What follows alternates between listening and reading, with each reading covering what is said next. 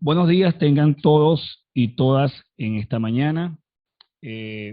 Bueno, primeramente vamos a darle gracias a Dios por permitirnos compartir en el día de hoy y darle gracias a todas aquellas personas que nos están acompañando a través de la plataforma Zoom. Bueno, en el día de hoy seguimos con el ciclo de foros que estamos nosotros creando y compartiendo con ustedes en el marco del bicentenario de nuestra batalla de Carabobo, la batalla de la victoria. En el día de hoy vamos a trabajar con un tema muy interesante, muy importante para nosotros, como lo es la integridad territorial de la República. Y para ello contamos con la presencia de nuestro gran amigo, el profesor Rafael Morales Hermoso, compañero y ya prácticamente miembro de la casa, nos ha acompañado en otras oportunidades, y bueno, y en esta aún más nos va a deleitar con sus conocimientos, nos va a empapar de sus emociones. Pero antes de hablar sobre el tema que vamos hoy a percibir de parte de él, vamos a conocer un poco su trayectoria. El profesor Rafael Morales Hermoso realizó estudios en la Universidad Central de Venezuela y recibió el título en la carrera de licenciatura en educación. Asimismo, realizó estudios de música en el Conservatorio Juan José Landaeta en sede de Bolívar. Es miembro fundador del núcleo de la Orquesta Sinfónica Juvenil. Hizo estudios superiores de trompeta con el maestro Juan Arteta. Cursó estudios de flauta dulce con el profesor Ángel Morales. También ha sido docente en importantes instituciones educativas de la zona, como la Escuela Básica Francisco Antonio Sea, Escuela Moderna de Música, Liceo Ramón Lizardi, Escuela Básica José Luis Afanador. En el año 2014 fue nombrado por consenso de artistas locales como cronista cultural de Ciudad Bolívar. Recibió el botón de reconocimiento por su contribución a la divulgación de la historia patria por la Armada de Venezuela en febrero de este año. También ha dictado charlas y conferencias sobre la música en general, así como también sobre diversas efemérides patrias en instituciones de educación media, diversificada y superior. En el reciente coloquio sobre el Bicentenario del Correo del Orinoco, participó con la ponencia Los Hijos del Correo. Actualmente se desempeña como coordinador del Archivo Histórico de Guayana, efectuando en dicha institución orientaciones sobre aspectos relevantes de la historia de nuestro Estado Bolívar. Bueno, sin más preámbulos, nos complace invitar al podio al profesor Rafael Morales con la ponencia Integridad Territorial de la República. Un orgullo para nosotros, profesor, tenerlo con nosotros. Adelante. Muchas gracias, profesor. Ante todo, muy buenos días a esta admirada audiencia que hoy se reúne y a través de el sistema online, pues, me permiten el tapabocas. Ok, gracias. Hablar sobre este tema de territorialidad de la República, de nuestra República. Entonces, antes de constituirse la Capitanía General de Venezuela, que eso ocurrió en septiembre de 1777, hubieron una serie de incidentes históricos que tuvieron que ver con la conformación no solo de la Capitanía de Venezuela, sino de otros espacios en América. A la llegada de los conquistadores ocurre una especie de rebatiña con los territorios que legalmente y ancestralmente le habían pertenecido a los indígenas, pero que fueron tomados a la fuerza por la superioridad numérica y de armas que para ese entonces contenían los imperios británicos. Venezuela, o nuestro territorio actual, no escapó de eso. Y ya en 1531, bajo la figura de Diego de Ordaz, quien era ya un veterano guerrero de los ejércitos en México, en la conquista de México, de Hernán Cortés, hizo sus primeras incursiones por lo que es el Orinoco, hasta la parte que hoy se denomina Puerto Ordaz San Félix, y un poco más allá, pero no en un afán de territorialidad o de poblamiento, sino de la búsqueda de la utopía del Dorado, que era el elemento que movió a más de 10 incursiones de estos señores conquistadores y exploradores, tratando de conquistar no solamente la fama y el dinero, sino también la gloria, tanto para ellos como para los imperios, pues en este caso el imperio español. Y fue allí que se fue formando prácticamente nuestra territorialidad, es decir, lo que es la provincia de Guayana, que constituía a la provincia de Venezuela, o Nueva Andalucía, como también se le llamaba, y que también conformaron una serie de islas, y entre ellas la isla de Trinidad y Tobago, que hoy ya no nos pertenece, sino les pertenece al Imperio Británico. Precisamente estos imperios trataron de incursionar y de explorar por todo nuestro territorio, y ya en los siglos XVI, XVII y XVIII,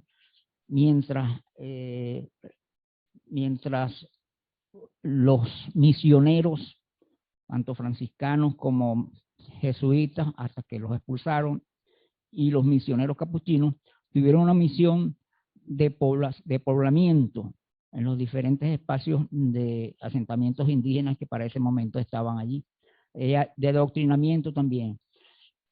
Pero también ese espacio lo aprovecharon los colonos ingleses, que ya pertenecían a lo que era Demerara, Berbice y el Esequibo, para incursionar sobre tierras que después serían nuestras tierras venezolanas y que después nos arrebatarían a través de trácalas, que ya vamos más adelante a explicar.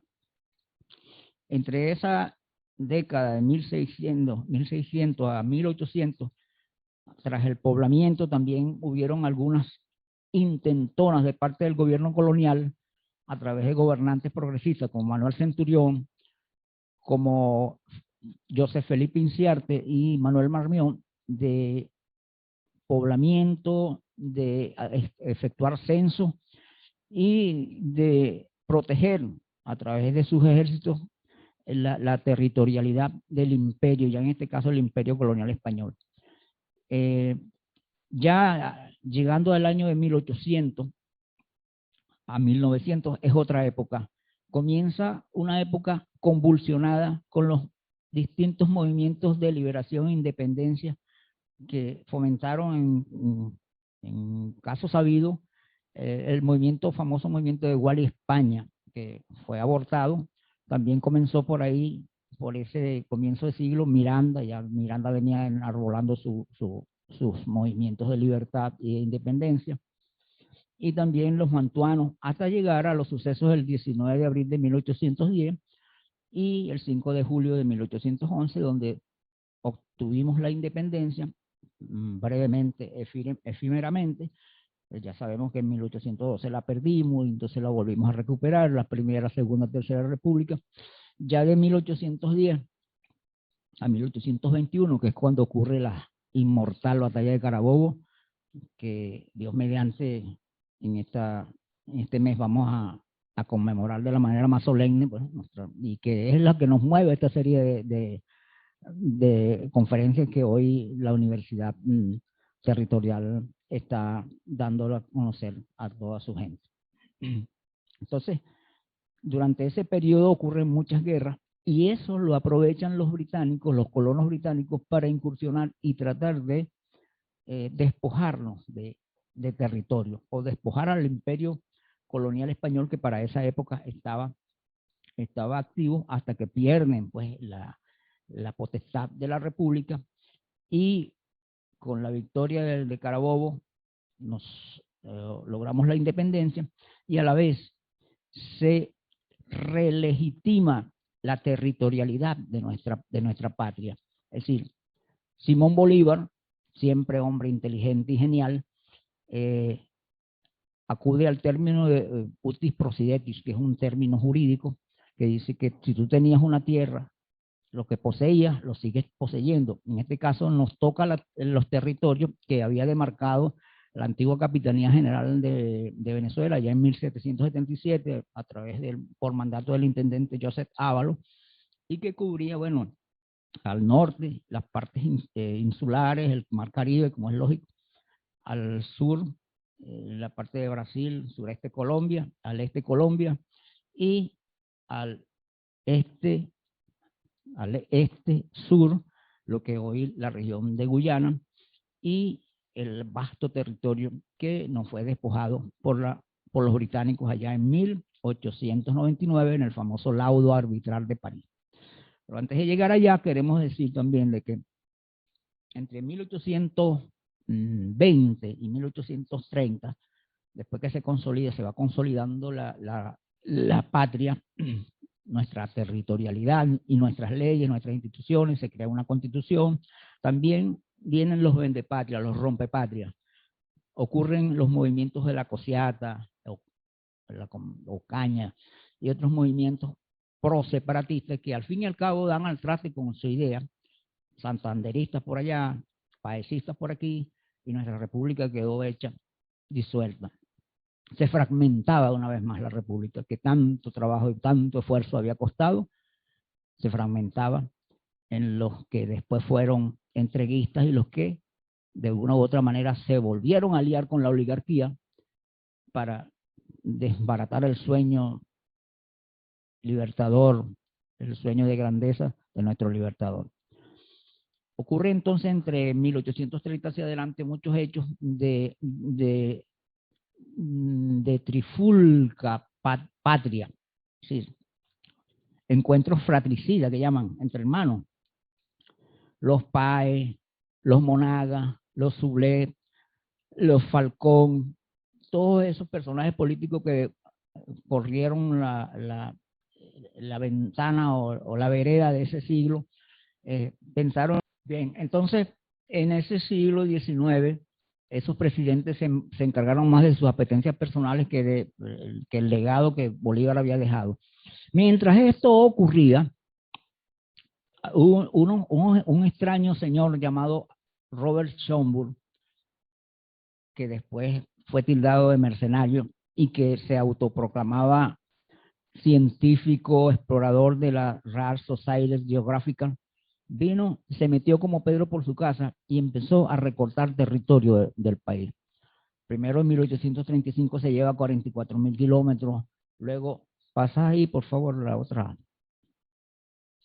Luego hace ese señor Schomburg, hace una excursión, otra excursión más, y hace 3 excursiones más hasta lograr la bicoca de 169.000 kilómetros de despojo territorial. Mientras esto ocurría, por aquí estábamos matándonos en la guerra federal, en otras guerras, etcétera, hasta que se dieron cuenta de que ya era imposible, o sea, que había que detener esos despojos porque tarde o temprano nos iban a quitar hasta el río Orinoco, como en efecto casi lo logran, ¿verdad? De allí hay una reclamación de parte de Venezuela, pero Venezuela estaba muy debilitada. Venezuela estaba debilitada por las guerras en lo económico y en lo moral también. Y los británicos no nos hacían caso prácticamente a tales reclamaciones. Entonces tuvimos que acudir ante los Estados Unidos, que para esa época se había planteado la doctrina Monroe, ¿verdad? América para los americanos. Entonces tuvimos que acudir ante ellos para que nos representaran en una reclamación en las instancias internacionales. Se da esa reclamación y vamos a lo que llaman a un juicio que artificiosamente los británicos lo llevan a París en el año 1899 y en ese famoso laudo arbitral nos despojan prácticamente de los 169.000 kilómetros, que es la reclamación que hemos venido llevando desde 1869, mucho anterior a 1899, y que hasta ahora estamos pues seguimos con la misma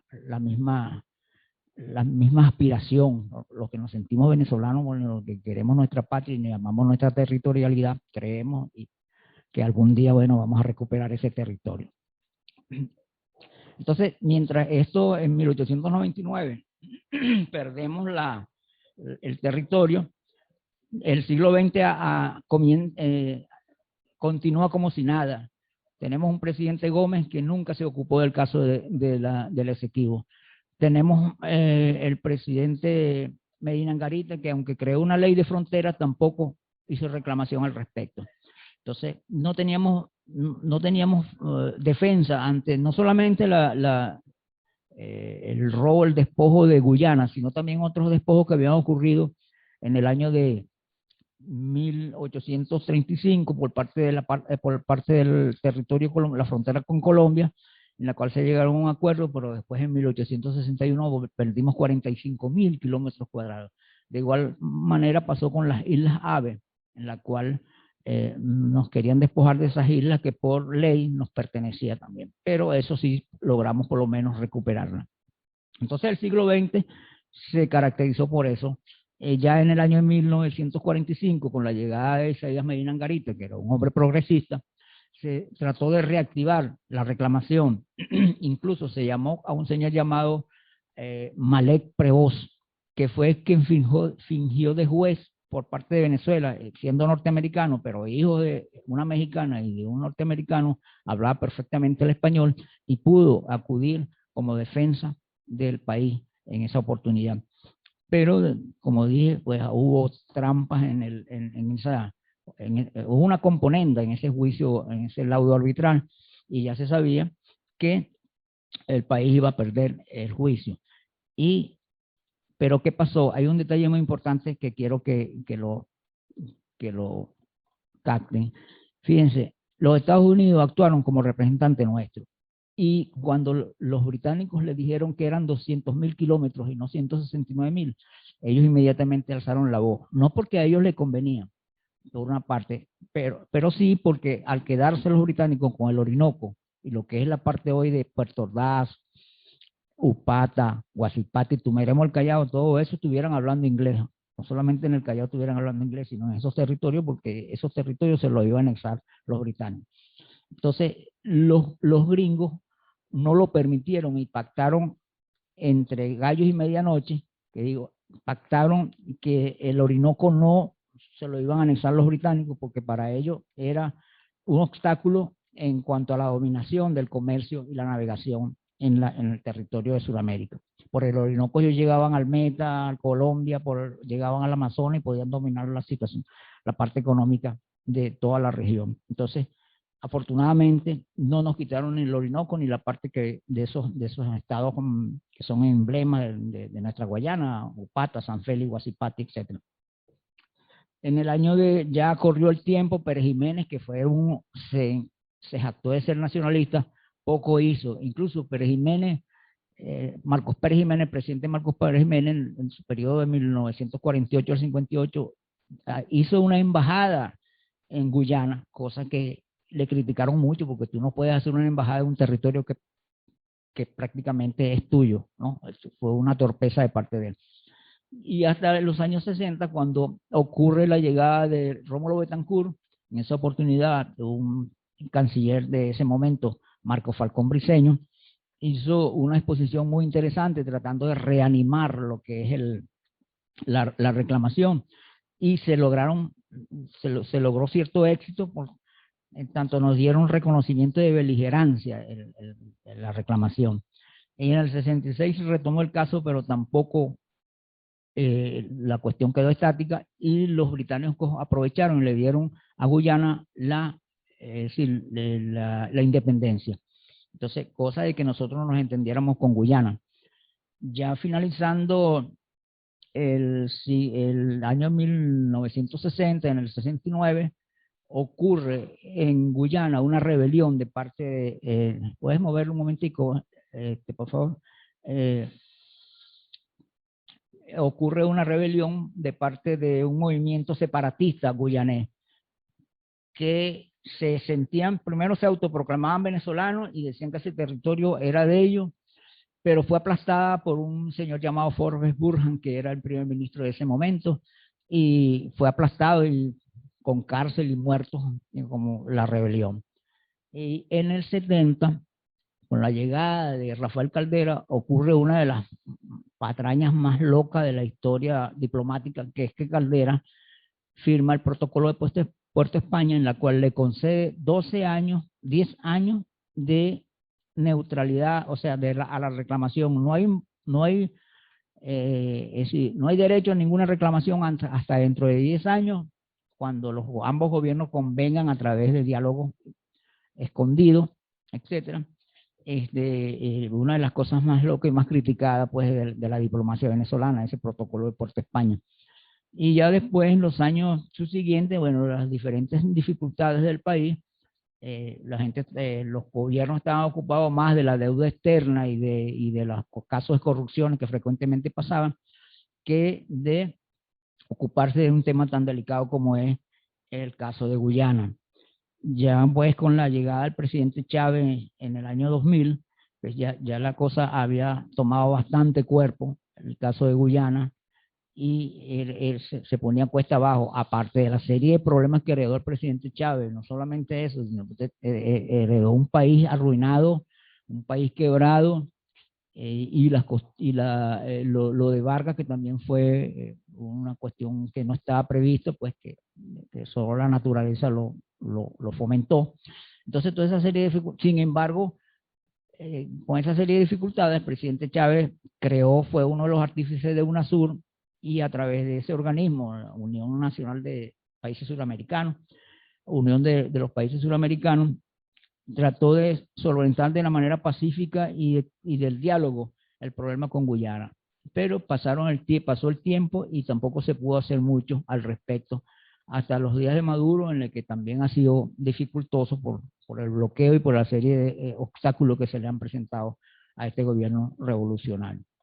Entonces, es parte de la historia de cómo se ha venido constituyendo nuestro territorio a través del tiempo, a través de la famosa Capitanía General de Venezuela en 1777, la conformación de la territorialidad y de los espacios físicos, los diferentes despojos que ha sufrido, y bueno, y también pues ahora con una Fuerza Armada con un mayor valor independentista y nacionalista y patriótico, que vela por la soberanía de nuestra patria, a pesar de muchas agresiones que hemos estado recibiendo en estos últimos 20 años. Entonces, es parte de la exposición de hoy. Esperemos que les haya gustado y, bueno, queda abierto el derecho de algunas preguntas que quieran ustedes formular. Sí. Muchas gracias.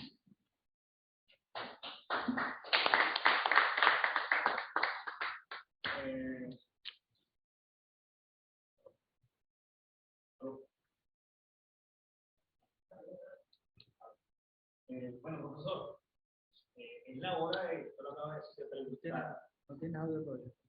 Es la hora de preguntar a los presentes y a los que nos acompañan a través de la plataforma Zoom, si hay alguna pregunta con respecto al tema. ¿Qué nos dice el profesor Freddy Gutiérrez? ¿Alguna persona de los que están conectados? Todavía no. ¿Y del público presente?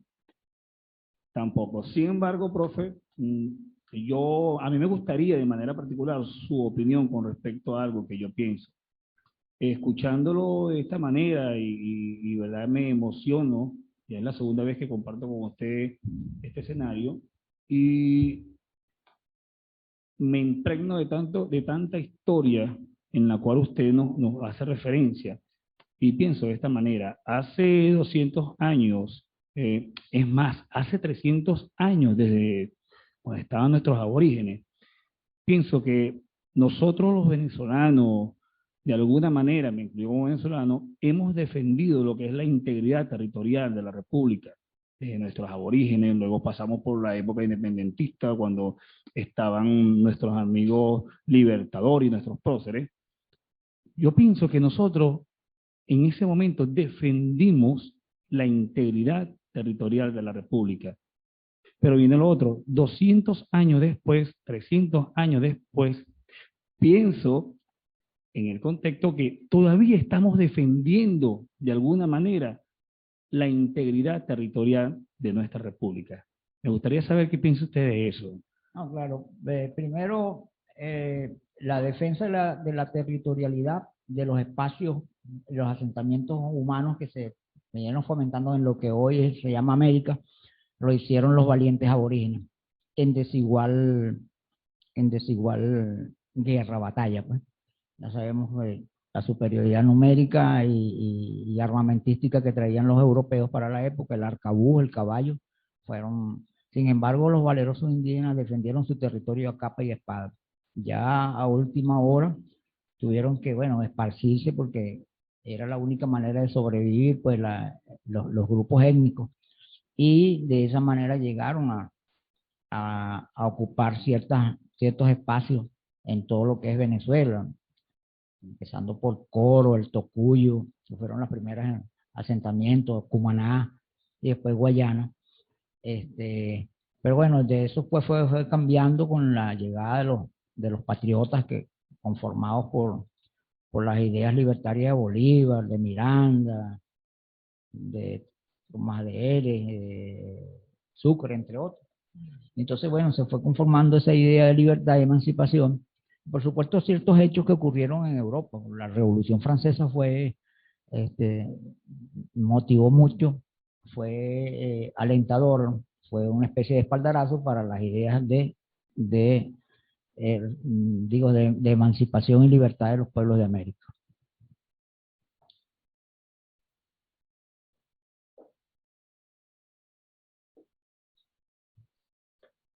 Creo que muchas gracias, profesor. De verdad, gracias por su participación en este foro. Agradecido, orgulloso de su presencia en nuestra casa de estudios. Y bueno, ya a partir de este momento damos por concluido nuestro foro. Espero que les haya gustado. Compartió con ustedes el profesor Raúl Cabrera, director para el desarrollo de políticas estudiantiles, como moderador, y en la parte técnica el profesor Freddy Gutiérrez. Hasta una próxima oportunidad. Que les vaya bien.